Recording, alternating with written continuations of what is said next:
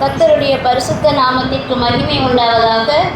இந்த நாளிலும் கூட உங்கள் மத்தியிலே தேவனுடைய செய்தியை கொடுக்கும்படியாக தேவன் பாராட்டின கிருபைக்காக கர்த்தருக்கு கோடான கோடி ஸ்தோத்திரங்களை ஏறெடுக்கிறேன். அது மாத்திரமல்ல, எனக்கு அழைப்பு கொடுத்த அருமையான சகோதரிக்கும் சபையாருக்கும் கூடி வந்திருக்கிற உங்கள் ஒவ்வொருவருக்கும் இயேசு கிறிஸ்துவின் நாமத்தினாலே என்னுடைய வாழ்த்துக்களை சபையாக குடும்பமாக தெரிவித்துக் கொள்கிறோம். பிரியமானவர்களே, இந்த நாளிலும் கூட நாம் சிந்திக்க போகிற வேத பகுதி நீங்கள் எல்லாரும் 2 நாளாகமும் 22வது அதிகாரத்தை எடுத்து வைத்துக் கொள்ளுங்கள். 2 நாளாகமும் 22வது அதிகாரம் 22, 23 அதில் தான் நம்ம சிந்திக்க போகிறோம். இந்த நாளில் யாரை குறித்து சிந்திக்க போகிறோம் என்றால், அந்த அதிகாரத்திலேருந்து நீங்களே சொல்லுங்கள் யாரை பற்றி சிந்திக்கலாம்.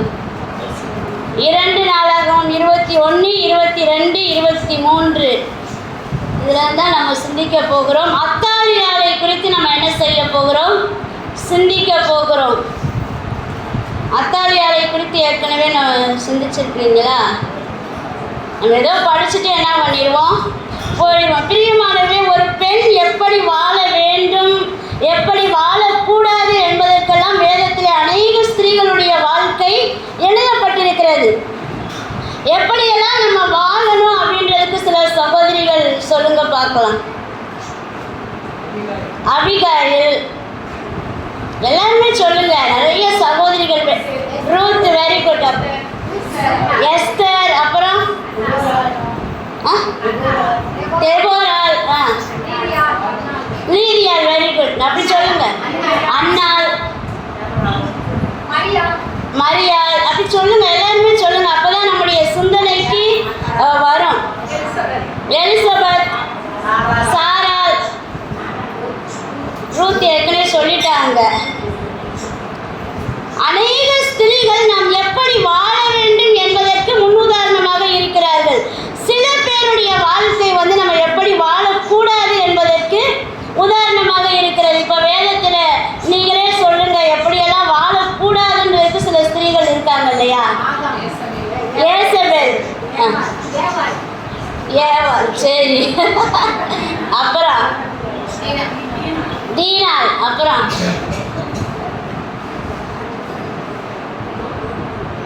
லோத்தி மனைவி, வெரி குட்.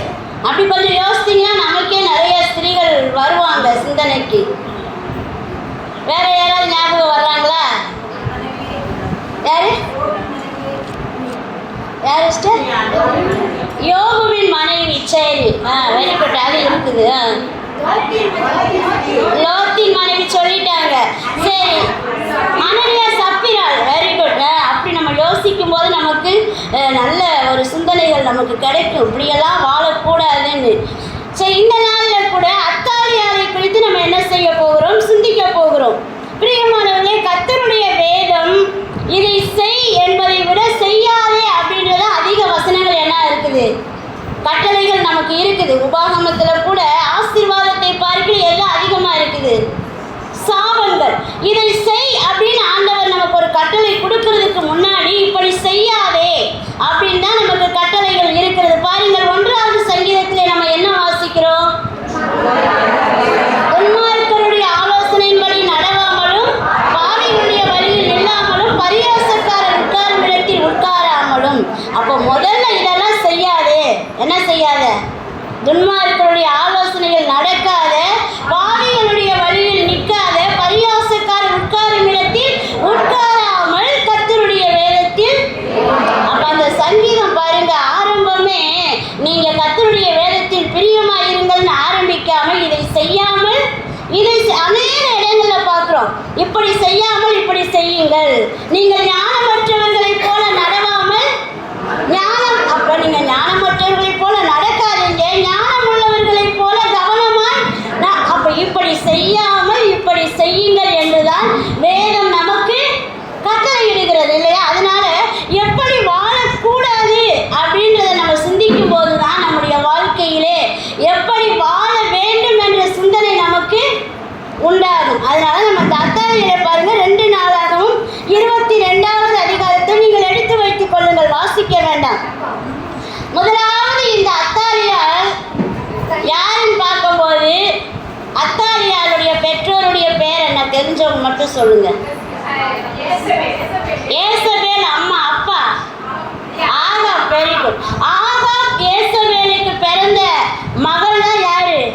அத்தாலியாள். இந்த அத்தாலியாள் ஒரு நல்ல மகள் கிடையாது. ஒரு நல்ல மகளாக அவள் வளரவில்லை. காரணம் அவளுடைய தாய் ஏசபேல். தாயை போல பிள்ளை நூலை போல சேலை. அவங்க தாய் ஏசபேல் எப்படி விக்கிரக ஆராதனைக்காரியாக கர்த்தருடைய பிள்ளைகளை துன்பப்படுத்துகிறவளாக இருந்தாலோ அதே வழியில தான் யார் வர்றா?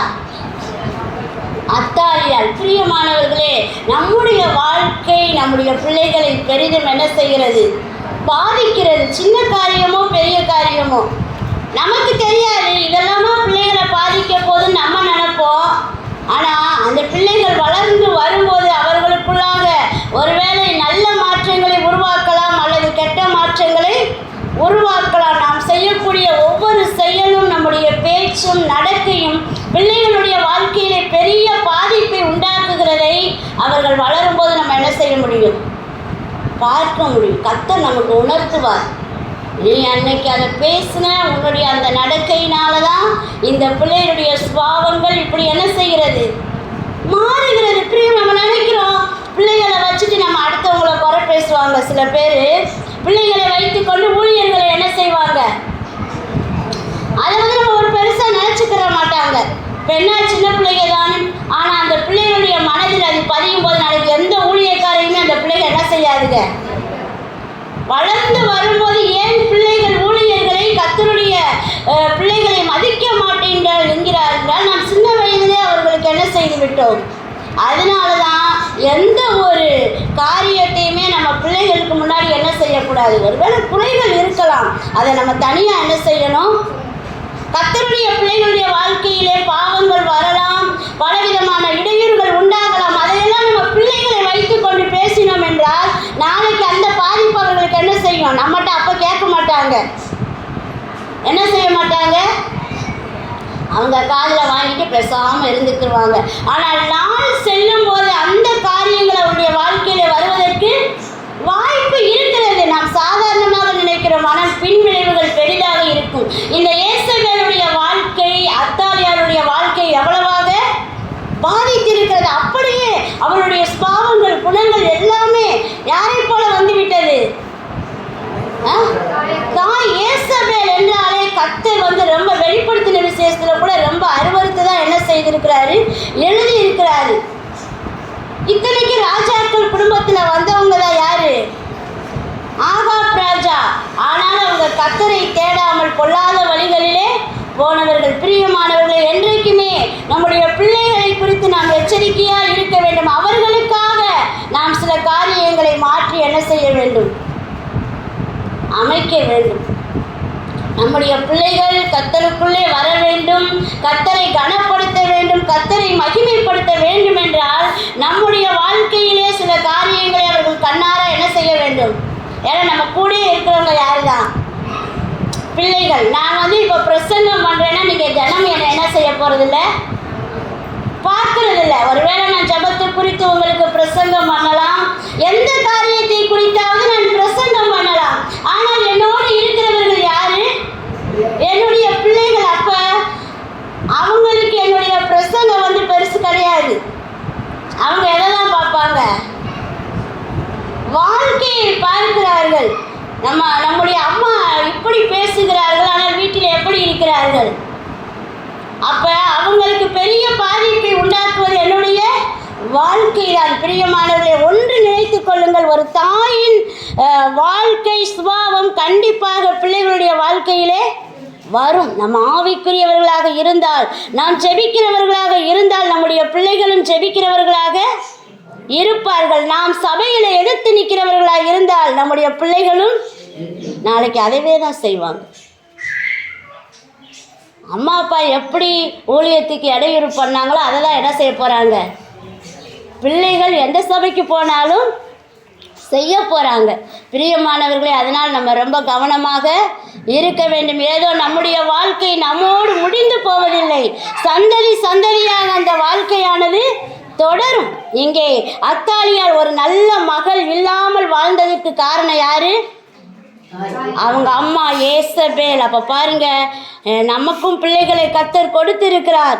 அப்போ நம்ம எவ்வளோ ஒரு எச்சரிக்கையாக வாழ வேண்டும். முதலாவது நம்முடைய குடும்பத்திலே நம்முடைய பிள்ளைகளுக்கு நம்ம ரொம்ப சாட்சியாக வாழணும். ஒரு வார்த்தை நம்ம தவறி கர்த்தருக்கு பிரியமில்லாது எத்தனையோ வார்த்தைகள் பிரியமானது பேசுவோம், அதெல்லாம் அவங்க மைண்டில் என்ன செய்யாது, போகாது. எதை பிரியமில்லாது செய்கிறோமோ அதை டக்குன்னு என்ன பண்ணுவாங்க, எடுத்துக்கொள்வார்கள். எனவே இந்த அத்தாலியால் ஒரு நல்ல மகளாக வாழாததுக்கு காரணம் யார் தான்?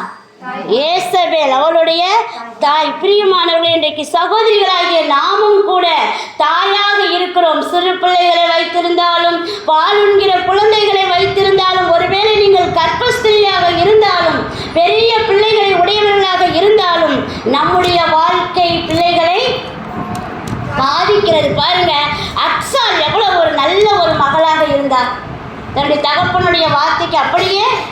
காரணம் என்ன? அந்த தகப்பனாகிய காலேப் கர்த்தரை உத்தமமாக பின்பற்றினவன். அதனால் தான் காலேபுடைய மகனும் கர்த்தரை உத்தமமாக பின்பற்றுகிறார். அக்சால் எல்லாவற்றையும் ஏற்றுக்கொள்ளுகிறார். வாழ்க்கை துணை ஏற்றுக்கொண்டு அந்த அக்சாலுடைய கணவர் ஒத்தினியல் என்ன செய்கிறான்? 40 வருஷம் இஸ்ரவேலுக்கு இரட்சகனாக நியாயாதிபதியாக இருந்தான் என்றால் அதற்கு காரணம் யார்? அக்சால்.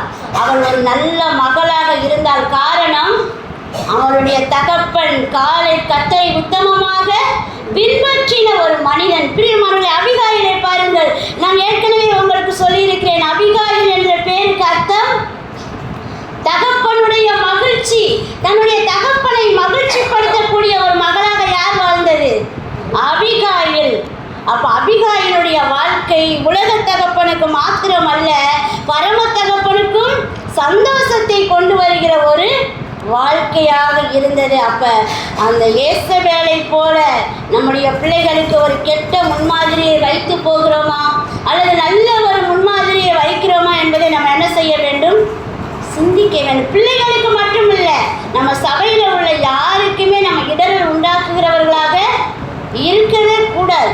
நம்மை பார்த்து மற்றவர்கள் நல்ல காரியத்திலே வர வேண்டும். பாருங்க, அந்த ஆகாப்புடைய மகள் தான் ஏசபேல். அவள் ஒரு நல்ல மனைவியாகவும் வாழவில்லை. அத்தாலியாளுடைய கணவர் பேர் என்னது? யோராம். யோராம் தான் அத்தாலியாளுடைய கணவர். பாருங்க, 2 நாளாகமம் 21வது அதிகாரம் 20வது வசனத்தை நாம் வாசிக்கலாம்.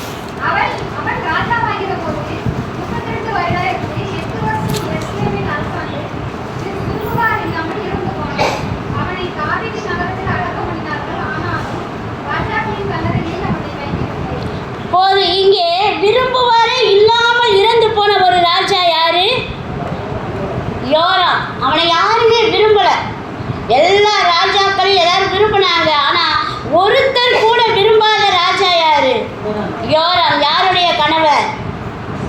அத்தாலியாளுடைய கணவர். அப்ப அவர் ஒரு நல்ல மனைவியாக இல்லை. நம்ம வாசிக்கிறோம், குணசாலியான ஸ்திரீ தன் புருஷனுக்கு கிரீடமாய் இருக்கிறாள் நம்ம வாசிக்கிறோம். அவன் எங்க நிற்பான்? ஒளிமுக வாசலிலே நிற்பான் நம்ம வாசிக்கிறோம். பிரியமானவர்களே, இந்த அத்தாலியார் ஒரு கெட்ட ஸ்திரீயாக இருந்தபடினாலே அவளுடைய கணவரை யாருமே விரும்பவில்லை. ஒருவேளை நல்ல ஒரு ஸ்திரீயின் கணவராக இருந்தால் அவர்கள் எங்கே நிற்பார்கள்? ஒளிமுக வாசலிலே பிரபுக்களோடு ராஜாக்களோடு உட்காருவார்கள். அவள் கிரீடமாய் இருந்திருப்பாள். ஆனால் இங்கே விரும்புவார் இல்லாமல் அடக்கம் பண்ணப்பட்டது மாத்திரமல்ல, ராஜாக்களின் கல்லறையிலே அவனை வைக்கவில்லை. அப்ப எப்படி ஒரு மோசமான மனைவி அமைகிற கணவனுடைய நிலைமை இதுதான். அவங்க பிள்ளைகளையும் வாழ விட மாட்டார்கள், கணவரையும். அவங்களுடைய செயல்கள், அவருடைய கிரியைகள் இந்த மாதிரி மற்றவர்களை, கணவரை கூட மிகவும் பாதாளத்துக்கு கொண்டு போகக்கூடிய ஒரு செய்கையாக இருக்கிறது. பாருங்க, பிரிஸ்கில்லாவை பாருங்கள். ஆக்கில்லாவோடு ஊழியம் செய்து ஒரு நல்ல மனைவியாக என்ன செய்தார்? வாழ்ந்தார். ஆக்கில்லாவுடைய பேர் எங்கெல்லாம் வருது அங்கெல்லாம் யார் பேர் வருது? பிரிஸ்கில்லா. அவங்க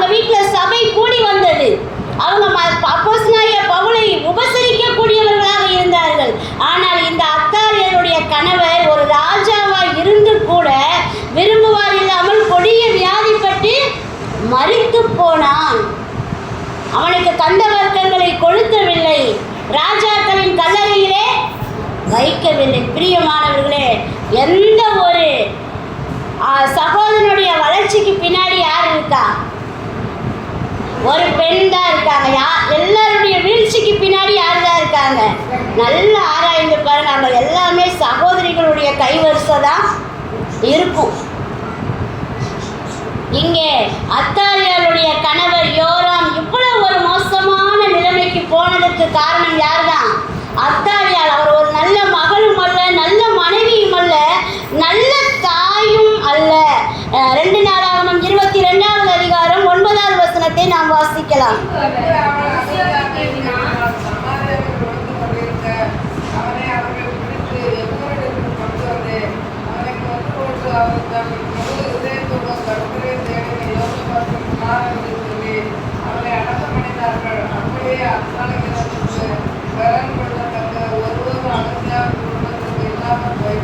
போதும். இங்கே வாசிக்கிறோம், அந்த மகன் கூட சின்ன வயதிலே என்ன செய்யப்பட்டான்?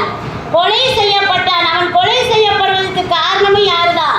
அத்தாலியாள் தான். பாருங்க, அவனுடைய தாய் அவனுக்கு என்னவா இருந்தாலும் 22வது அதிகாரம் 3வது வசனத்துல வாசிங்க.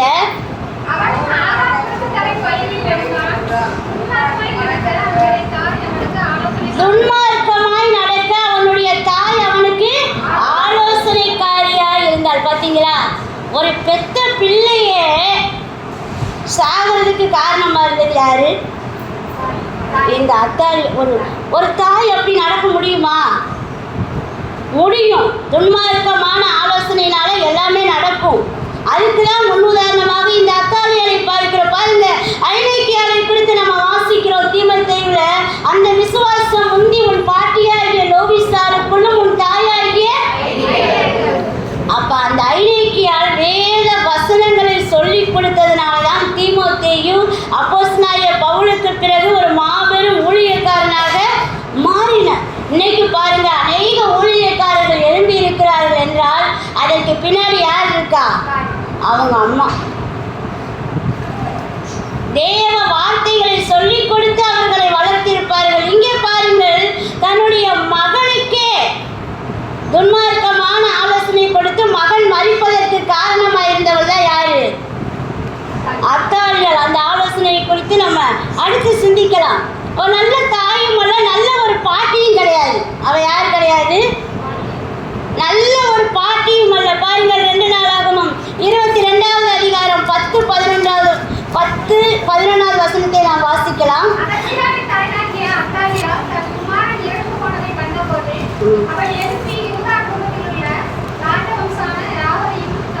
போது ராஜவம்சத்தார் யாவரையும் சங்காரம் பண்ணினார்.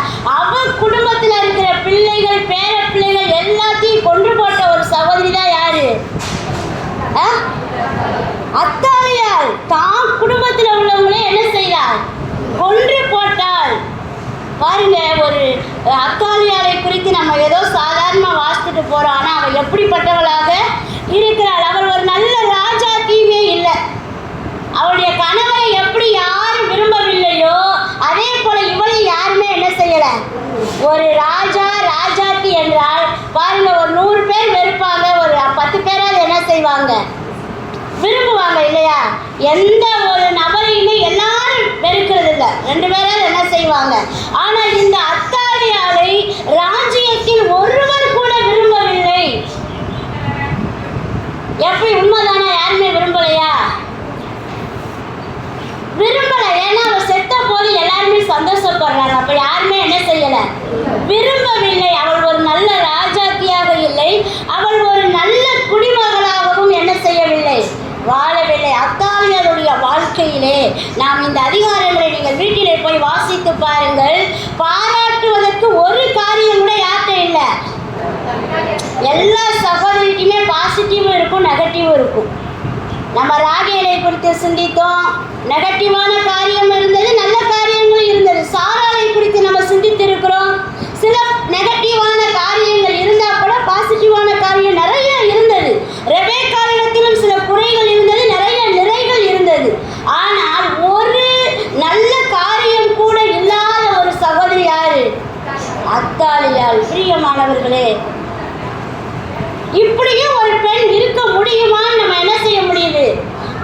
இப்படி ஏன் இந்த செய்தி எங்களுக்கு எதுக்குன்னு ஒருவேளை நம்ம நினைக்கலாம் இல்லையா? ஒரு நல்ல காரியம் கூட இல்லாத ஒரு சகோதரியை குறித்ததான செய்தி நமக்கு எதுக்கு? அத்தாலியால் நான் இப்படிதான் வாழ்றேன், அவன் என்ன செய்யலை, உணரவே இல்லை. இன்றைக்கு அநேக தேவ பிள்ளைகளும் தங்களை குறித்து உணராமலே என்ன செய்கிறார்கள் இருக்கிறார்கள். நல்லா சிந்திச்சு பாருங்க. நான் ஒரு நல்ல மகளாக இருக்கிறேனா, நல்ல மனைவியாக, இதெல்லாம் நம்ம சிந்திக்கும் போது நம்முடைய குறைகளை கர்த்தர் நமக்கு என்ன செய்வார்? வெளிப்படுத்துவார். நம்முடைய கணவருக்கு அவதூறு உண்டாக்கக்கூடிய எந்த காரியத்தையாவது நம்ம பேசுகிறோமா, அல்லது எந்த காரியத்தையாவது நம்ம செய்கிறோமா? அநேக சகோதரிகள் என்ன பண்றாங்க, கணவரவே எல்லா இடத்துலையும் குறை சொல்லி அவர் பேரை என்ன ஆக்கிடுறாங்க. அது நமக்கு தெரியாது, நம்ம செய்யறது தவறுன்னு நமக்கு தெரியாது. ஆனால் வேதம் சொல்லுகிறது, குணசாலியான ஸ்திரீ தன் புருஷனுக்கு கிரீடமாய் இருக்கிறார். லட்சையை உண்டு பண்ணுகிறவள என்ன செய்யறார்?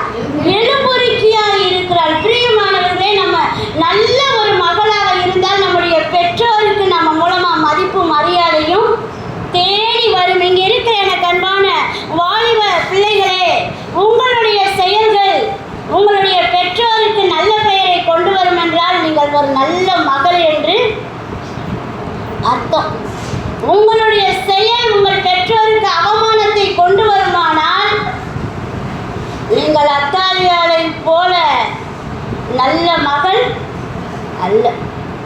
நான் ஒரு காலேஜில் படிக்கிறேன், ஒரு ஸ்கூலில் படிக்கிறேன், ஒரு இடத்துல வேலை பார்க்குறேன், அல்லது என்னை கல்யாணம் பண்ணி கொடுத்துருக்காங்க, என்னுடைய வாழ்க்கையானது என்னுடைய பெற்றோருக்கு பெருமையை தேடி தரும் என்றால் நிச்சயமாகவே நான் ஒரு நல்ல யாரு மகள். அதை நீங்க தான் இப்ப சிந்திக்கணும். நான் ஒரு நல்ல மகளா இல்லையா? ஒருவேளை உங்களுடைய செயல் மூலமாக உங்களுடைய பெற்றோர்கள் கண்ணீர் வடிப்பார்கள் என்றால் நீங்கள் ஒரு நல்ல மகள் அல்ல. உங்களுடைய காரியங்களினாலே உங்கள் பெற்றோர் துக்கப்படுவார்கள், 4 பேருக்கு முன்பாக தலை குனிந்து நிற்க வைப்பீர்கள் என்றால் நீங்கள் ஒரு நல்ல மகள் அல்ல. அதைத்தான் தேவன் இந்த நாளிலே நம்மோடு கூட பேசுகிறார். அத்தாலியாருக்கு அதை பற்றி எந்த உணர்வும் இல்லை. ஆனால் இங்கே உட்கார்ந்து இருக்கிற நாம் என்ன செய்ய வேண்டும்? இதை குறித்து உணர வேண்டும்.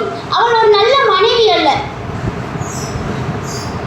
பிரியமானவர்களே, புத்தியுள்ள ஸ்திரீ தன் வீட்டை கட்டுகிறாள், புத்தியில்லாத ஸ்திரீ தன் கைகளினால் அதை இடித்து போடுகிறாள். நாம் ஒரு நல்ல மனைவியாக இருப்போம் என்றால் நம்முடைய கணவருடைய ஆவிக்குரிய ஜீவியத்தை கட்டி எழுப்புவோம். இல்லாவிட்டால் இருப்பதையும் என்ன செய்து விடுவோம்? அழித்து போடுவோம், அத்தாலியாளை போல. அப்புறம் நம்முடைய கணவரை விரும்புவார் யாரும். அதுக்கப்புறம் நம்ம அழுது புலம்பி எந்த பிரயோஜனமே இல்லை. ஏன் கர்த்தர் இந்த வார்த்தைகளை நம்மோடு கூட பேசுகிறார் என்றால் நாம் அறிந்தோ அறியாமலோ சில காரியங்களை செய்து விடலாம். ஆனால் அதன் விளைவுகள்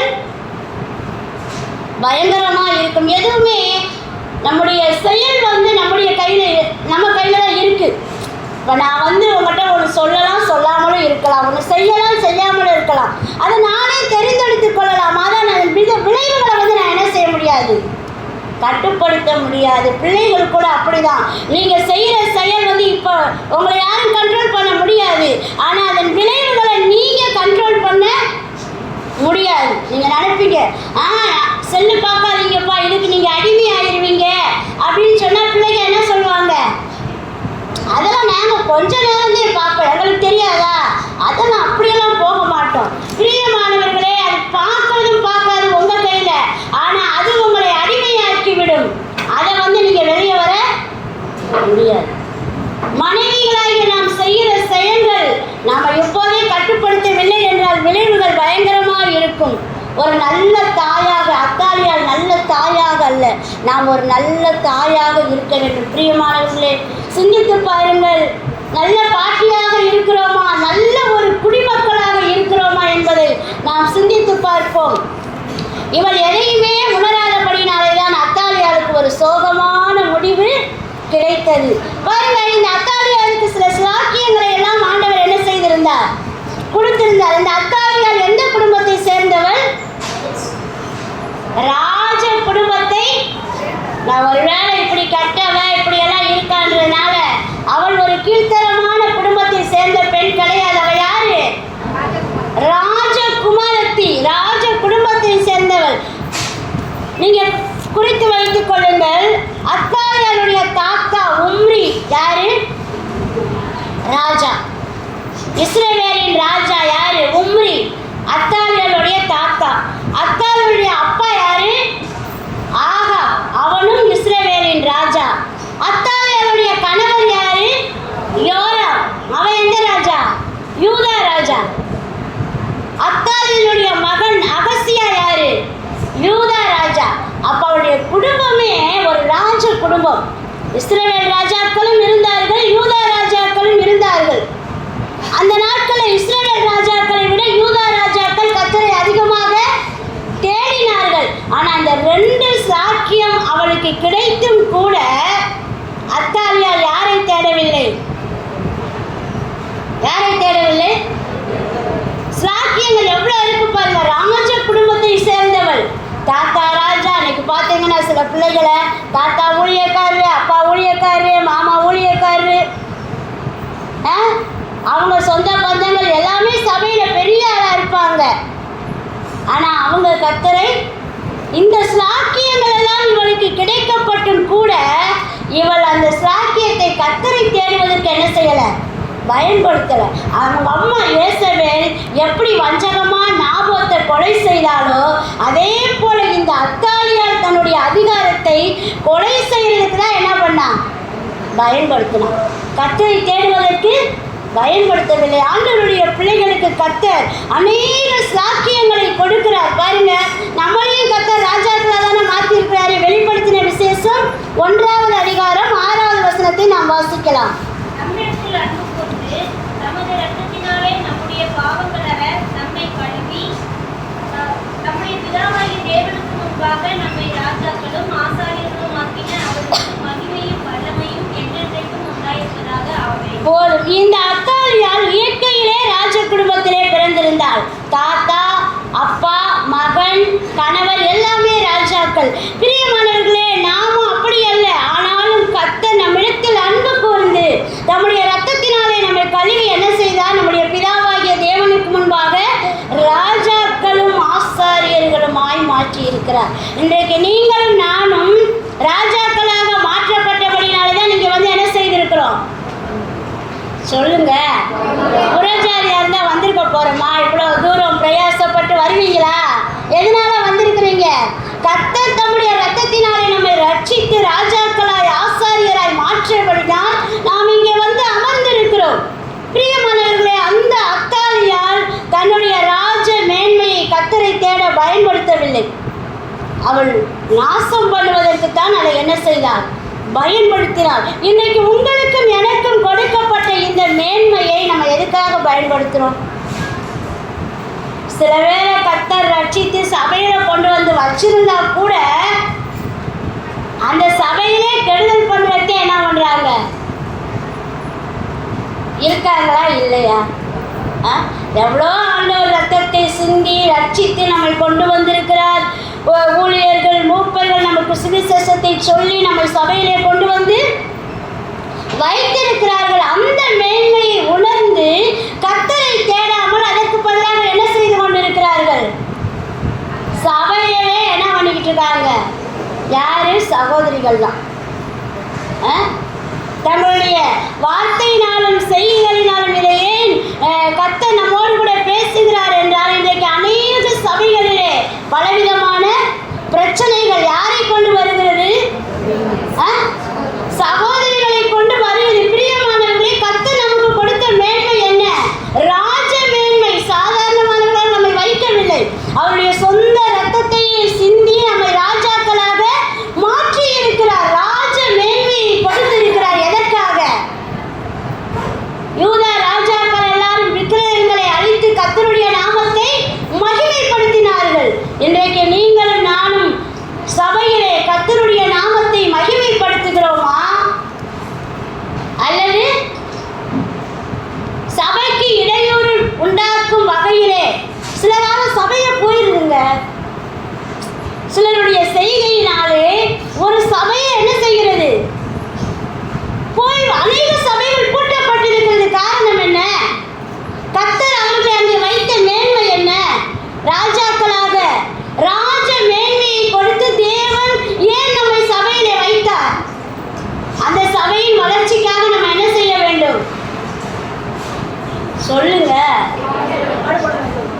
இப்போ உண்மையிலே நடக்குதா இல்லையா? கேள்விப்படுகிறீர்களா இல்லையா? நம்முடைய சொந்த சபையிலே பல பிரச்சனைகள் வருகிறது. ஆனால் கர்த்தர் நம்மளை பிரச்சனை பண்ணுவதற்காக ஒரு சபையிலே வைத்திருக்கிறார். எந்த சபையில நீங்க இருந்தாலும் சரி, உங்களுக்கு இந்த ராஜ மேன்மையை கொடுத்து கர்த்தர் வைத்திருக்கிறது நோக்கம் என்ன? ஆக கர்த்தரை தேட வேண்டும். அந்த ஒரு காரியமே அல்லாமல், கர்த்தருடைய நாமத்தை மகிமைப்படுத்த வேண்டும் என்ற ஒரு காரியமே அல்லாமல், நாம் நம் மூலமாக எந்த ஒரு இடையூறு என்ன செய்யக்கூடாது, வரவே கூடாது. அவர் தம்முடைய சொந்த ரத்தத்தை சிந்தி சம்பாதித்த சபை. ஏதோ சபைனா அவங்க சபை இவங்க சபை அப்படிலாம் அப்படி ஏதாவது இருக்குதா? எல்லா சபைகளும், ஒவ்வொரு ஆத்துமாவும், ஒவ்வொரு சிறு பிள்ளையும், ஒவ்வொரு வாலிப பிள்ளையும், ஒவ்வொரு வயதானவர்களும் கர்த்தருடைய ரத்தத்தினாலே மீட்கப்பட்டவர்கள். அவர்களுக்கு நீங்கள் தடையை உண்டாக்குவீர்கள் என்றால் அத்தாலியாரை போல நீங்களும் என்ன செய்து கொண்டிருக்கிறீர்கள்? செயல்பட்டு கொண்டிருக்க அந்த ராஜ மேன்மையை பயன்படுத்தாமல் நம்ம எதுக்கு பயன்படுத்துகிறோம்? நான் தான் சபையில் பெரிய ஆளுன்னு சொல்லி என்னென்னமோ செய்து கொண்டிருக்கிறோம். பிரியமானவர்களே, ராஜ மேன்மை எதற்கு கொடுக்கப்பட்டது? கர்த்தருடைய நாமத்தை மகிமைப்படுத்தும்படியாக கொடுக்கப்பட்டிருக்கிறது. பாருங்க, இதே ராஜ குடும்பத்தில் தான் இன்னும் ஒரு சிலர் இருந்தாங்க. பாருங்க, 2 நாளாகமம் 22வது அதிகாரம் 11வது வசனத்தை ஒருத்தர் வாசிக்கலாம்.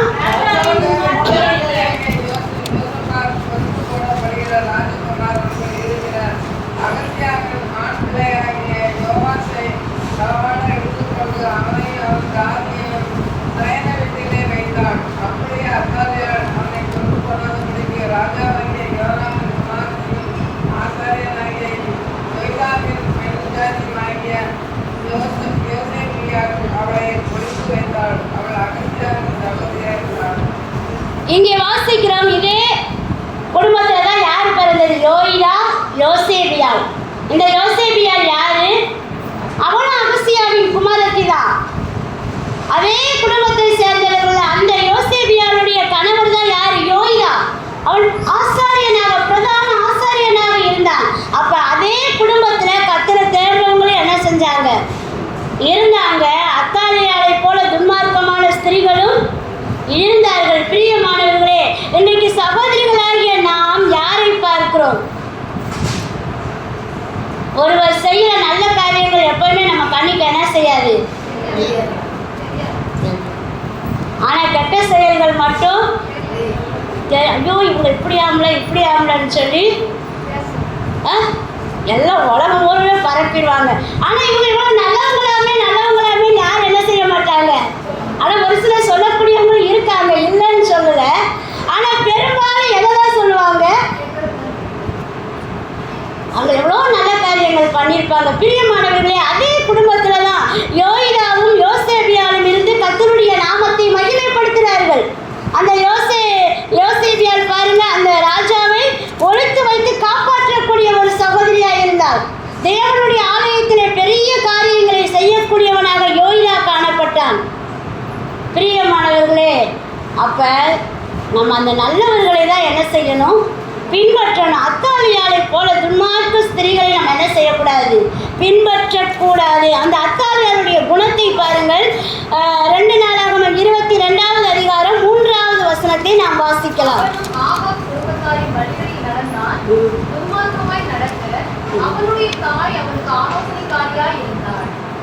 சரி, துன்மார்க்கமாய் நடக்க அவனுடைய தாய் அவனுக்கு ஆலோசனைக்காய். இன்னொரு இடத்துல நம்ம வாசிக்கிறோம், பொல்லாத ஸ்திரீ ஆகிய அத்தாலியால் நம்ம சொல்லி என்ன செய்கிறோம்? வாசிக்கிறோம். அத்தாலியால் எப்படிப்பட்டவளாக இருந்தாலாம்? பொல்லாதவளாக இருந்தாள் என்று வசனம் சொல்லுகிறது. பிரியமானவர்களே, யாருக்காக இப்படி ஒரு அடைமொழி வேதத்தில் கொடுக்கப்பட்டிருக்கா? பொல்லாத ஸ்திரீ ஆகிய அத்தாலியால் அப்படின்னு சொல்லி யாருக்கார்? 24:7 வாசிங்க. தேவனுடைய ஆலயத்தை பலவந்தமாய் திறந்து கர்த்தருடைய ஆலயத்தில் உள்ள பிரதிஷ்டை பண்ணப்பட்டவைகளை எல்லாம் பாவங்களுக்காக செலவு பண்ணி போட்டார்களே என்றார். பொல்லாத ஸ்திரீ ஆகிய அத்தாலியால். பிரியமானவர்களே, எத்தனையோ ஸ்திரீகளை பார்க்கிறோம். குணசாலியான ஸ்திரீ, புத்தியுள்ள ஸ்திரீ, பரிசுத்த ஸ்திரீ, இப்படி அநேக ஸ்திரீகளை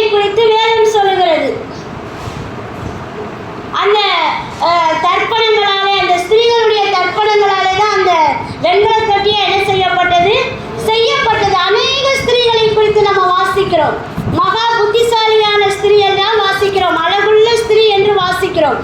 ஆனால் அத்தாலியாளுக்கு மட்டும்தான் என்ன பேர் கொடுக்கப்பட்டிருக்கிறது? பொல்லாத ஸ்திரீ ஆகிய அத்தாலியாள். பிரியமானவர்களை, இப்படி அவளுடைய குணாதிசயத்தை பாருங்கள், எவ்வளவு ஒரு மோசமான ஒரு அடைமொழி. ஏனென்றால் அவளுக்கு இருந்தது பொல்லாத ஒரு இருதயம். ஆண்டவர் சொல்லுகிறார், அவிசுவாசமுள்ள பொல்லாத இருதயம் உங்கள் ஒருவருக்குள்ளும் என்ன செய்யக்கூடாது? இருக்கக்கூடாது. பிரியமானவர்களே, நம்முடைய குணங்கள் தான் நமக்கு அடைமொழியை தருகிறது. ஒரு சகோதரியை பார்த்து ஐயோ இவங்க கோபக்காரின்னு ஏன் சொல்றோம்? ஐயோ இவங்க பயங்கரமான கஞ்சவங்க, எச்சிக்கையில கூட காக்கா வட்ட மாட்டாங்கன்னு ஏன் சொல்றோம்? அவருடைய குணத்தை நம்ம பார்க்கிறோம். அடிக்கடி பார்க்கறதுனால அந்த அடைமொழியை நம்ம என்ன செய்யறோம்? அப்பா இவங்க பயங்கர கெட்பைட்டு, யார்ட்டும் என்ன செய்ய மாட்டாங்க. ஏன் அந்த அடைமொழியை நம்ம கொடுக்குறோம்? அடிக்கடி அவங்கள பார்க்க, திடீர்னு ஒருத்தவங்கள பார்த்தோன்னு நம்ம சொல்லுவோமா? சில சொல்கிறோம் ஐயோ இவங்க நல்ல அன்புள்ளவங்க, எப்படி சொல்கிறோம்? அவங்களுடைய குணத்தை வைத்து. பிரியமானவர்களே, இங்கே பொல்லாத குணங்கள் இவளிடத்தில் இருந்தபடினாலே தான் பரிசுத்த ஆவியானவர் இவளுக்கு என்ன பேர் வச்சிருக்கிறாரு? பொல்லாத ஸ்திரீ. பிரியமான, நம்முடைய குணங்கள் நம்முடைய வாழ்க்கையில் ரொம்ப ரொம்ப முக்கியம். நம்முடைய குணங்களை நாள் செல்ல செல்ல நம்ம என்ன செய்யணும்? மாற்றணும். சில பேர் சொல்லுவாங்க ஜென்ம புத்தி போகாதுன்னுவாங்க, ஆனால் நமக்கு போகணும். ஆண்டவருடைய பிள்ளைக்கு என்ன செய்யணும்? அதான் ஆண்டவர் சொன்னீங்க, நாளுக்கு நாள் என்ன செய்ய வேண்டும்? வளர வேண்டும். பொல்லாப்பு துர்க்குணம் என்ற கொடிய துர்க்குணத்தினால் நீங்கள் என்ன செய்ய வேண்டும்? ஒழித்து விட வேண்டும். ஒருவன் கிறிஸ்துவுக்குள் இருந்தால் பழையவைகள் ஒழிந்து போயின. இல்லை, நான் எப்பயுமே இப்படி தான், எனக்குள்ள இப்படி நடந்தீங்கன்னா பிடிக்காது. நான் சின்ன வயசுலேருந்து எப்படி தான். ரட்சிக்கப்பட்ட சகோதரிகள் அனைவரும் சொல்ல கேள்விப்பட்டிருக்கீங்களா? நீங்கள் என் குணமே எப்படி தாங்க, எனக்கு இதெல்லாம் நீங்கள் பேசுனீங்கன்னா பிடிக்காது. நான் படத்தில் என்ன பண்ணிடுவேன்? பேசிடுவேன், எனக்கு பிடிக்காது. நான் இப்படி தான் நடப்பேன். சொல்கிறோமா இல்லையா? பிரியமானவர்களே, பழையவைகள் என்ன செய்ய வேண்டும்? அதுக்காக எல்லாத்தையுமே அந்த குணங்கள் நமக்கு ஒட்டிக்கிட்டு தான் வரும். ஆனால் நம்ம நாள் செல்ல செல்ல கர்த்தருடைய வசனங்களை கேட்க கேட்க இந்த குணங்கள் நமக்கு ஆகாத குணங்கள் என்று அதை என்ன செய்ய வேண்டும்? விட்டுவிட வேண்டும். நம்முடைய குணத்தை பொறுத்துதான் கர்த்தர் நம்மை அழைப்பார். குணசாலியா, அன்புள்ளவர்களா, இரக்கமுள்ள ஸ்திரீகளா, மனதிருக்கமுள்ள ஸ்திரீகளா, அதெல்லாம் நம்முடைய குணத்தை பொறுத்து தான். நம்முடைய குணங்கள் சபைக்கு வந்தப்ப நம்ம எப்படி இருந்தோமோ அப்ப இருந்து இப்ப வரைக்கும் அதே குணம். நல்ல குணம் இருக்கலாம், கெட்ட குணங்கள் தொடர்ந்து வரக்கூடாது. இந்த சிஸ்டர் முதல்ல இப்படி இருந்தாங்க, இப்போ இவ்வளோ ஒரு இதாக மாறிட்டாங்களே, எனக்கே எப்படி இருக்கு? சில சொல்லுவாங்க ஐயோ அவங்க முந்தி மாதிரி இல்லைங்க. ஒரு சகோதரியை குறித்து நான் கேள்விப்பட்டேன். அப்போ விசாரிக்கும் போது அவங்க பையன் சொன்னா, அக்கா அப்பா இப்போ அப்படியெல்லாம் இல்லை, அவர் எப்படி மாறிட்டாரு, ரொம்ப சாந்த குணமா. அதை கேட்கும் போது நமக்கு எவ்வளோ ஒரு சந்தோஷமா இருக்கிறது. நாட்கள் செல்ல செல்ல அவருடைய ஸ்பாவங்களிலே, குணங்களிலே மாற்றம் வரும் பொழுது அவர்கள் கிறிஸ்துவின் சாயலிலே என்ன செய்கிறார்கள்? வளருகிறார்கள். பிரியமானவர்களே, இந்த செய்தியை கேட்டுக்கொண்டிருக்கிற உங்களுக்குள்ளும் எனக்குள்ளும் கர்த்தருக்கு பிரியமில்லாத பொல்லாத குணங்கள் இருக்குமானால் அதை நாம் என்ன செய்ய வேண்டும்? அது நமக்கு தான் தெரியும், கர்த்தருக்கு தெரியும், அது எல்லாமே அவருக்கு தெரியும். ஆனால் நம்முடைய குணம் என்னன்றது நமக்கு தெரியும். எனக்கு தெரியும் என் குணம் எப்படின்னு. கர்த்தர் ஒவ்வொரு நாளும் உணர்த்திக்கிட்டு தான் இருக்கிறாரு. அப்போ அதை என்ன செய்ய வேண்டும்? விட்டுவிட வேண்டும். வேணாம், இது கர்த்தருக்கு பிரியமில்லாதது. இந்த வார்த்தைகள், இந்த செயல், ஒவ்வொரு சின்ன காரியத்தை கூட கர்த்தர் என்ன செய்கிறாரு? பார்க்கிறார். பிரியமானவர்களே, ஒருவேளை நம்ம யாரையாவது தவறாக பேசிடலாம், வச்சிடலாம், அதையெல்லாம் ஆண்டவர் நமக்கு என்ன செய்வார்?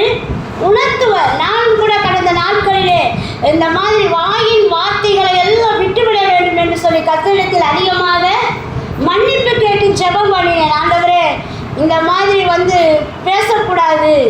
ஆண்டவர் எனக்கு உணர்த்தினார், இந்த காரியத்தை நீ என்ன செய்ய விட்டுவிடுன்னு சொல்லி. நான் நான் அதை அதிகமாக கத்திரிடத்தில் அறிக்கை செய்து ஜெபம் பண்ணினேன். யாரையுமே இந்த மாதிரி பேசக்கூடாது. ஒவ்வொருத்தரும் பேசின வார்த்தைகளை எல்லாம் சிந்தித்து பார்த்து அதையெல்லாம் விட்டுவிட வேண்டும். ஆண்டவரிடத்தில் அறிக்கை செய்து அதை விட்டுவிட கர்த்தர் எனக்கு கிருபை செய்தார். பிரியமானவர்களே, பொல்லாத குணங்கள், மற்றவங்களை நம்ம பேசுறது, திட்டுறது, குடும்பத்தில் உள்ளவங்களை கூட நம்ம என்ன பண்ணுவோம், திட்டுறது, வயசானவங்களை என்ன பண்ணுவோம், மரியாதை குறைவாக நடத்துகிறது, பேசுறது ஒரு பக்கம் இருக்கட்டும், நடத்துறது, இப்படி அநேக காரியங்கள் மற்றவர்களுக்கு தெரியாமல் நம்முடைய வாழ்க்கையிலே இருக்கலாம். ஆனால் அதை எல்லாமே கர்த்தருடைய பிள்ளைகளுக்கு கர்த்தர் உணர்த்திக்கிட்டே இருப்பார். நீ செய்கிறது தப்பு, நீ அவங்ககிட்ட இப்படி சொன்னது தப்பு அப்படின்னு. அதை எல்லாம் நம்ம என்ன செய்ய வேண்டும், அறிக்கை செய்து விட்டுவிட வேண்டும். பொல்லாத இருதயம், பொல்லாத குணம் நம் யாருக்குள்ளும் என்ன செய்யக்கூடாது, இருக்கவே கூடாது. அடுத்ததாக பாருங்கள், 22:3 வாசிக்கிறோம், துன்மார்க்கமான ஆலோசனை. 22:3 வசனத்தை வாசியுங்கள்.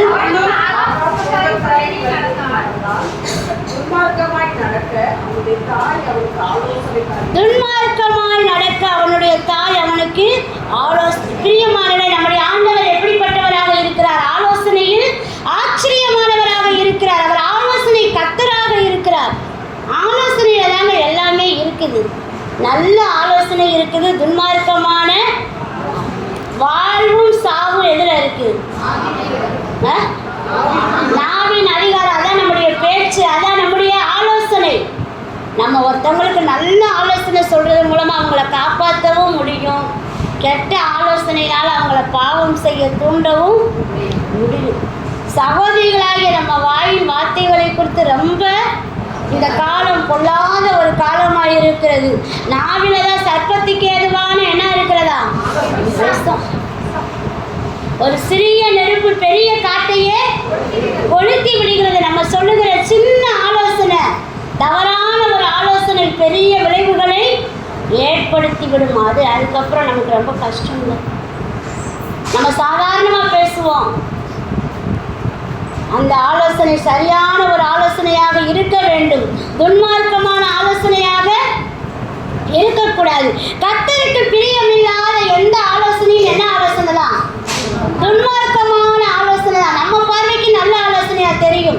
கர்த்தருடைய வசனத்துக்கு விரோதமான எல்லா ஆலோசனையும் துன்மார்க்கமான ஆலோசனை தான். தன்னுடைய மகனுக்கே துன்மார்க்கமான ஆலோசனை கொடுத்த ஒரு சகோதரி தான் யாரு? அத்தாளிகள். அதனால் மகன் சின்ன வயசுல என்ன செய்து விட்டான்? மரித்து போய்விட்டான். இன்றைக்கு நம்முடைய பிள்ளைகளுக்கு என்ன ஆலோசனை கொடுக்குறோம்?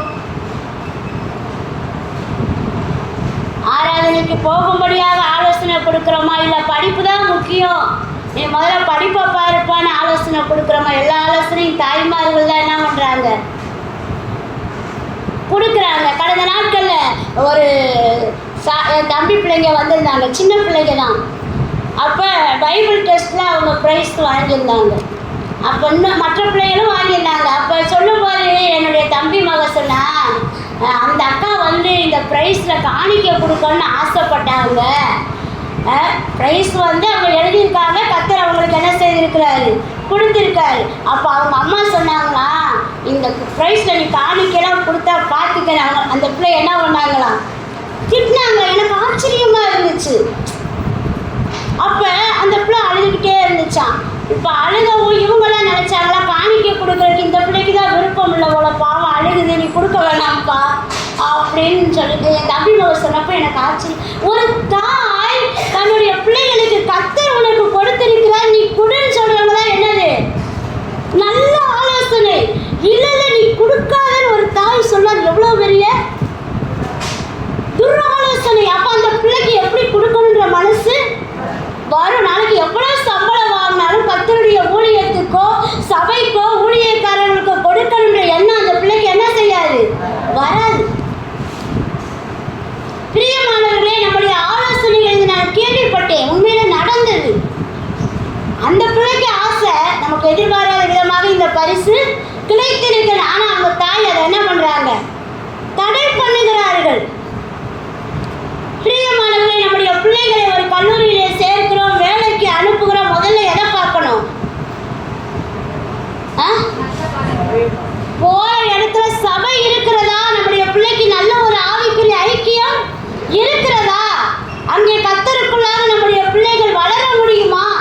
அதையெல்லாம் சிந்தித்து ஆலோசனை கொடுக்கிறவர்கள் தான் யாரு?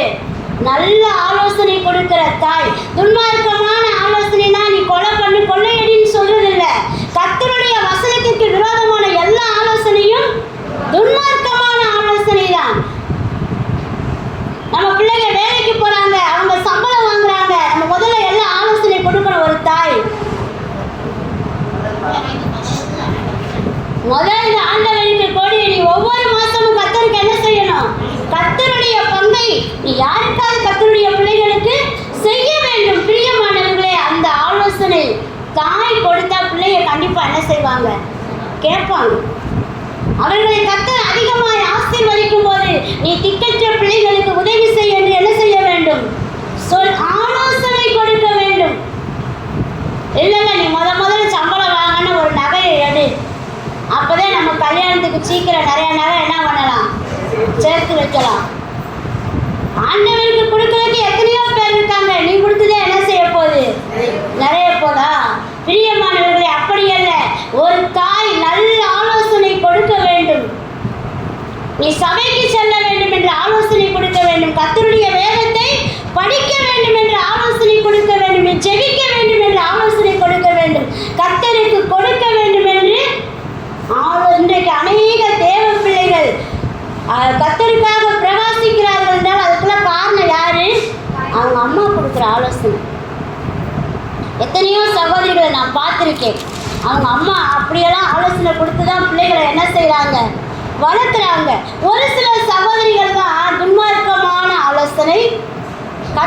வசனம் அப்படிதான் இருக்கும். வார வாரம் சபைக்கு போகணுன்னு. நீ வார வாரம் சபைக்கு போனால் வேலைக்கு எப்படி போகிறது? ஒரு நல்ல தாய் என்ன ஆலோசனை பிள்ளைகளுக்கு கொடுப்பாங்க?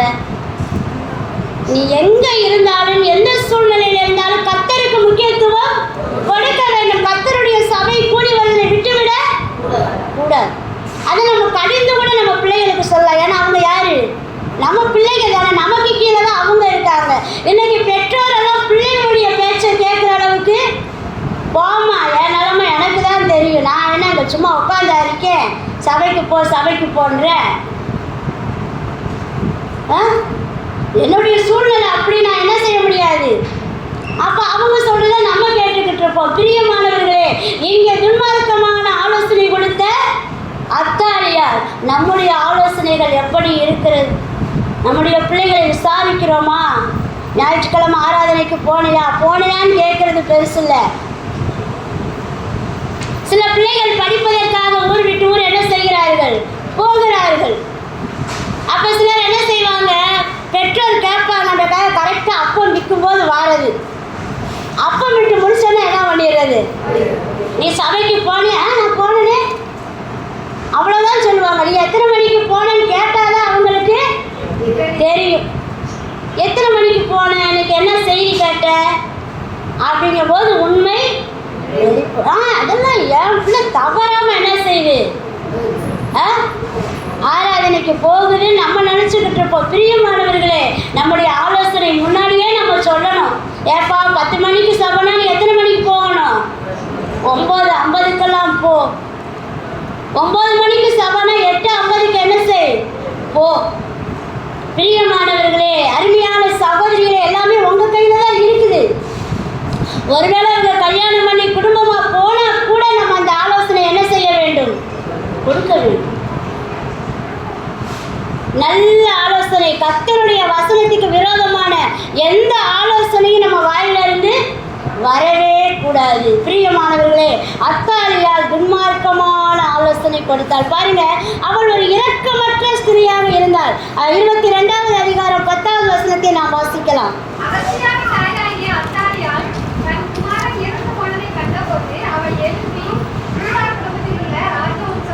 போதும். யாவரையும் சங்காரம் பண்றாங்க. யாரு? ஒரு பெண் எழுந்து கொலை பண்றா. பெண்கள் கொலை செய்ய முடியுமா? அந்த மனசு வருமா அவங்களுக்கு? பெண்கள்னாலே யாரு? இரக்கம் உள்ளவர்கள், மனதுருக்கம் உள்ளவர்கள். ஒருவேளை திட்டுவாங்க, வைவாங்க, கொலை செய்கிற அளவுக்கு என்ன செய்ய மாட்டாங்க. ஆனால் அத்தாலியால் எழும்பி ராஜவம்சத்தில் உள்ள யாவரையும் என்ன செய்தாலாம்? சங்காரம் பண்ணினாள். இரக்கமற்ற ஸ்திரீ. வேதம் என்ன சொல்கிறது? இரக்கம் உள்ளவர்கள் பாக்கியவான்கள்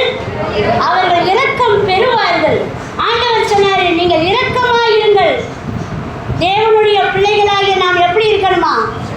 இரக்கம் உள்ளவர்களுக்கு இரக்கம் கிடைக்கும். இரக்கம் இல்லாதவர்களுக்கு இரக்கமில்லாத நியாய தீர்ப்பு கிடைக்கும். நியாய தீர்ப்புக்கு முன்பாக இரக்கம் மேன்மை பாராட்டும். நம்ம என்ன செய்கிறோம்? இரக்கம். சகோதரிகளாகிய நமக்கு இரக்கம் வேணும். இரக்கம் மனது. அதனால் நம்ம நஷ்டப்பட்டால் கூட பரவாயில்ல. ஏன்னா கர்த்தர் சொல்றார், நீங்கள் இரக்கம் காட்டினீங்கன்னா உங்களுக்கு இரக்கம் அவங்க மூலமாக நமக்கு கிடைக்கணுன்ற அவசியமே இல்லை. கர்த்தர் நமக்கு இரக்கம் செய்வார். நம்முடைய பிள்ளைகளுக்கு இரக்கம் செய்வார். நம்ம கவலையே பட வேண்டாம். இரக்கம் உள்ளவர்கள் ஆசீர்வதிக்கப்பட்டவர்கள் என்று வேதம் சொல்லுகிறது. பிரியமானவர்களே, இரக்கமற்ற ஒரு செயல் நம்மிடத்தில் என்ன செய்யப்படக்கூடாது. இந்த அத்தாலியால் இரக்கமில்லாமல் கொலை செஞ்சா அவளுக்கு என்னதான் கிடைச்சது? இரக்கமில்லாமல் அவளையும் கொன்று போட்டார்கள். அவள் எதை செய்தாலும் அது அவளுக்கு. பிரியமான சகோதரிகளே, இந்த வருடம் ஆரம்பித்து 4 மாதங்கள் வந்திருக்கிறது. நாம் எத்தனை பேருக்கு இரக்கம் காண்பித்திருக்கிறோம்? எத்தனை ஏழை எளியவர்களுக்கு நாம் உதவி செய்திருக்கிறோம்? எவ்வளவு இரக்கத்தை வெளிப்படுத்தியிருக்கிறோம்? இரக்கம் உள்ளவர்கள் பாக்கியவான்கள்.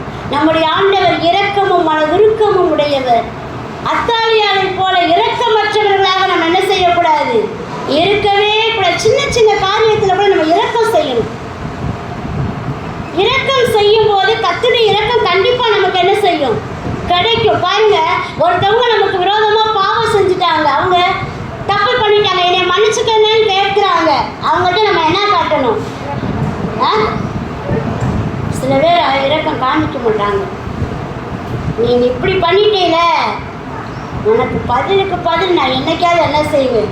ஆனால் வெளிப்படையாக என்ன சொல்லுவாங்களா? சொல்ல மாட்டாங்க. மனசுக்குள்ள அந்த குரோதம் இருக்கும். ஆனால் இரக்கம் இருக்கிற இடத்திலே பகை என்ன செய்யாது?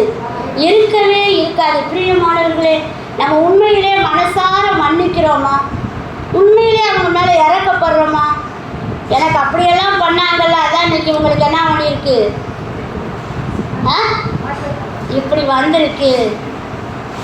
அப்படி இல்லை பிரியமானவர்களை, இரக்கம் செய்ய வேண்டும். நமக்கு ஆண்டவர் சொன்னார், தீமையே செஞ்சால் கூட நீங்கள் என்ன பண்ணிடுங்க, நன்மை செய்யுங்கள்.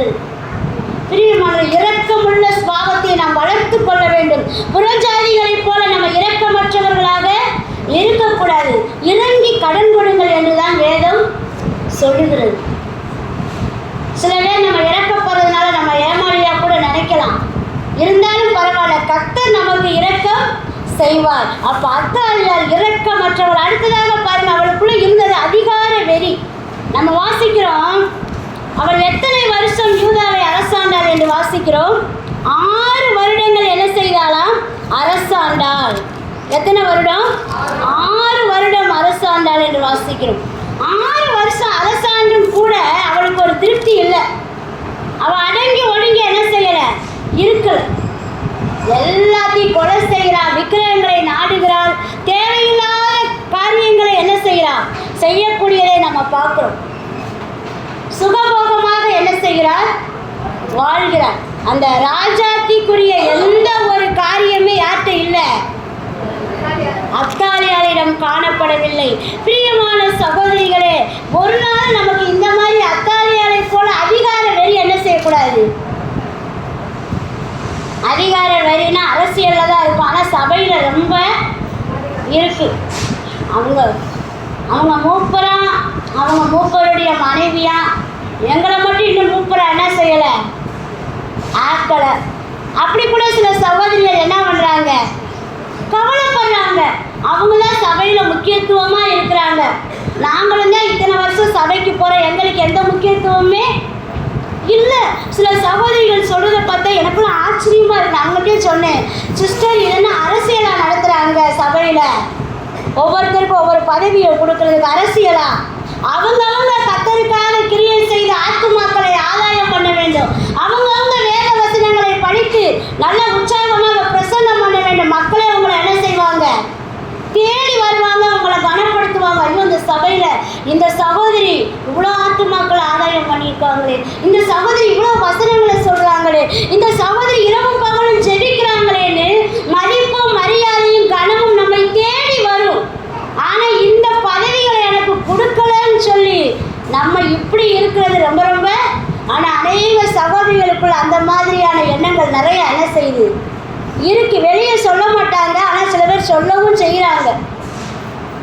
எனக்கே ஆச்சரியமா போயிடுச்சு, என்னடா எப்படி சொல்லிக்கிட்டு இருக்காங்க. பிரியமானவர்களே, அப்படியெல்லாம் எந்த ஒரு பதவி எங்க கிடையாது, சபையில கிடையாது. அவங்கவுங்க எல்லாருக்கும் சுயாதீனம் இருக்கு. நீங்க ஜெபம் பண்றத சபையார் வந்து உங்களுக்கு பதவி கொடுக்க போறாங்களா? வீட்டில் நீங்க 10 மணி நேரம் கூட என்ன செய்யலாம், ஜெபிக்கலாம். நீங்க கர்த்தருக்கு எவ்வளவு வேணாலும் கொடுக்கலாம், எத்தனை பேரை வேணாலும் நீங்க ஆதாயம் பண்ணி சபையிலே கொண்டு வந்து சேர்க்கலாம். இதுக்கெல்லாம் கர்த்தர் உங்களுக்கு அதிகாரம் கொடுத்திருக்கிறாரு. இனி என்ன அதிகாரம் வேணும்? இனி என்ன அதிகாரம் வேணும் சொல்லுங்க. நீங்க இப்படியெல்லாம் இருந்தால் எல்லாருமே உங்க பேச்சை கேட்பாங்க. நம்ம சொல்லவே வேணாம். ஐயோ, இவங்க கர்த்தருக்காக கொடுக்குறவங்க, இவங்க கர்த்தருக்காக எத்தனை பேரை கூட்டிகிட்டு வந்திருக்காங்க, இந்த சிஸ்டர் எப்படி ஜெபிக்கிறாங்க. அப்போ நீங்கள் சொல்கிறது எல்லாமே சபை மக்கள் என்ன பண்ணுவாங்க? பிரியமானவர்களே, கர்த்தர் தான் நம்ம எல்லாத்தையும் ராஜாக்கள் ஆக்கிட்டார்ல. இனி என்ன புதுசாக நமக்கு அதிகாரம், பதவி, மதிப்பு, மரியாதை சபையில்? கர்த்தரா நமக்கு என்ன செய்வார்? கொடுப்பார். ஆனால் அதுக்கு பாத்திரமா நம்ம இருக்கிற சபையில் நம்ம இருக்கணும். ஒரு ஆத்மாவை கூட நம்ம ஆதாயம் பண்ணாம இந்த மாதிரி எல்லாம் தலைமையில இருக்கணும்னு நினைக்கிறது ரொம்ப ரொம்ப சொல்லுங்க. இத்தனை வருடங்கள் சபைக்கு போகிறோம் என்பது முக்கியமல்ல, கர்த்தருக்காக எப்படி வாழ்கிறோம் என்பதுதான். ஒருவேளை கொஞ்ச நாள் தான் இருக்கும் சில சகோதர சகோதரிகள் கர்த்தருக்காக உற்சாகமா இருப்பாங்க. அப்ப அவங்கள சபையில என்ன பண்ணுவாங்க? சந்தோஷப்படுவாங்க. நீங்க இந்த காரியங்களை செய்யுங்கன்னு சொல்லுவாங்க. அதுக்காக நம்ம என்ன செய்யக்கூடாது? அத்தாரிகளை போல அதிகார வெறி கொண்டு வேற எதையாவது என்ன செய்யக்கூடாது? அதிகார வெறியினால்தான் அவன் எல்லாத்தையும் கொலை செய்தான். பிரியமானவர்களே, நமக்கு எல்லாருக்கும் கர்த்தர் சுயாதீனத்தை கொடுத்திருக்கிறார். நீங்கள் ஆவிக்குரியவர்களாக இருங்கள். அத்தாலியாரை போல அதிகார வெறியும் ஆணவமும் சுகபோகமான வாழ்க்கையும் இருந்தால் கர்த்தர் ஒரு நாளுமே நம்மை மேன்மைப்படுத்தவே, அப்படி மேன்மையை நம்மை தேடிக்கொண்டாலும் அந்த மேன்மை நமக்கு ஆபத்தாகத்தான் முடியும். நாம் ஆவிக்குரியவர்களாக இருந்தால் சபையில் எல்லாருக்குமே நம்ம பிரியமானவர்களாக என்ன செய்வோம்?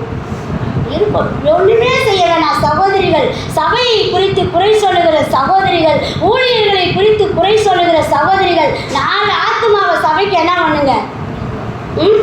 சுவிசேஷ அறிவிச்சு கூட்டிட்டு வாங்க. உங்க மூலமா கர்த்தர் என்ன செய்யட்டும்? கிரியை செய்யட்டும். அப்பொழுது நீங்கள் ஆவிக்குரியவர்கள் என்று விளங்கும். சபைக்காக பெரிய காரியங்களை செய்யுங்கள். அழிந்து போகிற ஆத்துமாக்களுக்காக மணிக்கணக்காக ஜெபியுங்கள். இதெல்லாம் செஞ்சாலே நமக்கு மாம்ச குணங்கள் வரவே வராது. இல்லாவிட்டால் பாருங்க, இந்த 2 நாளாகமும் 23வது அதிகாரம் 21வது வசனத்தை வாசித்து நாம் முடிக்கலாம். ஜனங்கள் எல்லாரும் மகிழ்ந்தார்கள். அத்தாலியாரை பட்டயத்தால் கொன்ற பின்பு நகரம் அமைதியாயிற்று. போதும். அத்தாலியாரை பட்டயத்தால் கொன்ற பின்பு நகரம் பாருங்க, அத்தாலியால் செத்த உடனே நகரம் என்ன ஆயிடுச்சான்? அப்பாடா, இந்த சகோதரி போனாங்கன்னா நமக்கு எப்படி இருக்கும்? நிம்மதியாக இருக்கும். குடும்பத்தில் கூட சில பேர் நினைப்பாங்க, அப்பா இவங்க எப்போ தான் போவாங்களோ, போயிட்டா நமக்கு எப்படி இருக்கும்? நிம்மதியாக இருக்கும். எப்போவுமே ஒரு பிரச்சனையை சிலர் கிரியேட் பண்ணிக்கிட்டே இருப்பாங்க. நம்ம வாட்டுக்கு இருந்தாலும் எதையாவது பேசி ஏதாவது ஒரு பிரச்சனை என்ன பண்ணுவாங்க? கொண்டு வந்துக்கிட்டே இருப்பாங்க. அப்போ நம்ம என்ன நினைப்போம்? அப்பா இவங்க போயிட்டா நமக்கு என்னது? நிம்மதி. ஒருவேளை வெளியூருக்கு டிரான்ஸ்ஃபர் ஆகி போனாலும் நமக்கு என்னதான்? சந்தோஷம். ஐயோ இவங்க போயிட்டாங்களே, நம்மளை பற்றி நினைக்கிறாங்களா, போனால் நல்லதுன்னு நினைக்கிறாங்களா? பிரியமானவர்களே, இங்கே பாருங்க, ஒரு சகோதரி அவள் செத்த உடனே நகரம் எப்படி இருந்ததா? அமைதியாக இருந்தது. தேசத்து ஜனங்கள் எல்லாரும் மகிழ்ந்தார்கள். ஒரே ஒரு ஸ்திரீ செத்த உடனே என்ன வந்துருச்சு? இப்படி ஒரு வாழ்க்கை வாழலாமா? பிரியமானவே, ஆண்டவருடைய பிள்ளைகளாகி நம்ம எங்கே போகிறோமோ அங்கே என்ன வரணும்? சமாதானம், சந்தோஷம். ஐயோ இந்த சிஸ்டர் வந்துட்டாங்களா, இன்னைக்கு நமக்கு சந்தோஷமாக இருக்கும், இன்னைக்கு நமக்கு ஆறுதலாக இருக்கும். அப்படிதான் நம்ம இருக்கணுமே தவிர, ஐயோ வந்துட்டாங்களா, என்னத்தை பேச போகிறாங்களோ, இன்னைக்கு என்ன பிரச்சனையை இழுக்க போகிறாங்களோ, ஐயோ அப்படிப்பட்ட ஒரு சகோதரிகளாக நம்ம என்ன செய்யக்கூடாது? அதுக்கு தான் பிரியமானவர்கள் இந்த அத்தாலியாரை குறித்து பரிசுத்த ஆவியானவர் நமக்கு எழுதி வைத்திருக்கிறார். நம்ம போனால் சந்தோஷம்ன்ற நிலைமை எங்கேயுமே என்ன செய்யக்கூடாது? அப்படி ஒரு ஸ்திரியா நம்ம இருக்கவே கூடாது. அத்தாலியால யாருமே விரும்பவில்லை. அவள் என்னைக்கு செத்தாலோ அன்னைக்கு நகரமே என்ன ஆயிடுச்சு, அமைதியாகிவிட்டது. பிரியமானவர்களே, சிலரை குறித்து நம்ம கேள்விப்படுகிறோம். ஐயோ, இந்த குடும்பம் இருக்கிற வரைக்கும் இந்த சபையில் என்ன இல்லை, இல்லை இல்லை, இந்த குடும்பம் இருக்கிற வரைக்கும் இந்த சபையில் வளர்ச்சி இல்லை, இந்த குடும்பம் இருக்கிற வரைக்கும் இந்த சபையில் பிரச்சனை தாங்க, எப்போ பார்த்தாலும் பிரச்சனையை உருவணிக்கிட்டே இருக்காங்க சில பேர். பிரியமானவர்களே, அப்படிப்பட்ட ஒரு சகோதரியாக நம்ம இருக்கக்கூடாது. அத்தாலியுடைய வாழ்க்கையிலிருந்து அநேக காரியங்களை நாம் சிந்தித்தோம். பிரியமான சகோதரிகளே, இந்த வேலையிலே நாம் முழங்கால் படியிடுவோம். இந்த செய்தி ஏன் கர்த்தர் நமக்கு கொடுத்திருக்கிறார் என்றால், அத்தாலியாரை போன்ற சுபாவங்கள் நம்மிடத்திலே காணப்படுகிறதா? நான் ஒரு நல்ல மகளாக இருக்கிறேனா? உண்மையிலே என்னுடைய காரியங்கள் என்னுடைய பெற்றோருக்கு சந்தோஷத்தை கொடுக்கிறதா, பெருமையை கொடுத்தால் நீ ஒரு நல்ல மகள். நான் ஒரு நல்ல மனைவியாக இருக்கிறேனா? என்னுடைய கணவருக்கு நான் ஒரு கிரீடமாக இருக்கிறேனா அல்லது எலும்புருக்கியாக இருக்கிறேனா? நான் ஒரு நல்ல தாயாக இருக்கிறேனா? என்னுடைய பிள்ளைகளை ஆவிக்குரிய வாழ்க்கையிலே வளர்த்து அவர்களை கர்த்தருக்கு மகிமையாக கொண்டு வருகிறேனா? ஒரு நல்ல பாட்டியாக இருக்கிறேனா? நல்ல ஒரு குடிமகனாக இருக்கிறேனா? கர்த்தர் என்னை ரட்சித்து சபையிலே வைத்து ராஜ மேன்மையை கொடுத்திருக்கிறாரே, அதை நான் எதற்காக பயன்படுத்துகிறேன்? பொல்லாத இருதயம் நமக்கு இருக்கிறதா? பிரியமானவர்களை, நாம் சிந்தித்து பார்ப்போம். பொல்லாத குணங்கள், கர்த்தருக்கு ஆகாத குணங்கள் அல்லது கர்த்தருக்கு ஏற்காத ஆலோசனைகளை நாம் சொல்லுகிறோமா? கர்த்தருடைய வசனத்துக்கு விரோதமான ஆலோசனையை சொல்லுகிறோமா? நம்ம சிந்தித்து பார்ப்போம். பிரியமானவர்களை, அப்படிப்பட்ட ஒரு ஆலோசனையெல்லாம் நம்ம சொல்லி இருந்த ஆண்டவர்கிட்ட மன்னிப்பு கேட்போம். நம்முடைய ஆண்டவரிடத்தில் திரளான மன்னிப்பு உண்டு. ஆண்டவரே, நான் இப்படியெல்லாம் ஒரு ஆலோசனை சொல்லிட்டேன், என்னை மன்னிச்சிருங்கப்பா. பொல்லாத குணங்களை எனக்கு மன்னியுங்கள் ஆண்டவரே. நான் ஒரு நல்ல தாயாய், நல்ல மனைவியாய், நல்ல பாட்டியாய் இல்லை, என்னை மன்னிச்சிருங்கப்பா. நீங்க எனக்கு கொடுத்த ராஜ மேன்மையை என்னை சபையில வைத்திருக்கீங்க ஆண்டவரே. இந்த சபைக்காக நான் கூடி வருகிற என்னுடைய சபைக்காக நான் என்ன செய்கிறேன்? ஆத்துமாக்களை ஆதாயம் பண்ணி கொண்டு வருகிறேனா? இந்த சபைக்கு கொடுக்கக்கூடியவர்களாக இருக்கிறேனா? சபையின் வளர்ச்சிக்கு நான் உறுதுணையாக இருக்கிறேனா? அல்லது சபையிலே பிரச்சனையை உண்டாக்கக்கூடிய ஒரு சகோதரியாக இருக்கிறேனா? ஆணவமும் அகங்காரமும் சுயநலமும் இருந்தால் கர்த்தரிடத்தில் நாம் அறிக்கை செய்வோம். ஆண்டவரே, என்னை மன்னித்துக் கொள்ளுங்கள் என்று சொல்லும்போது நிச்சயமாகவே அவர் மன்னிக்கக்கூடியவராக இருக்கிறார்.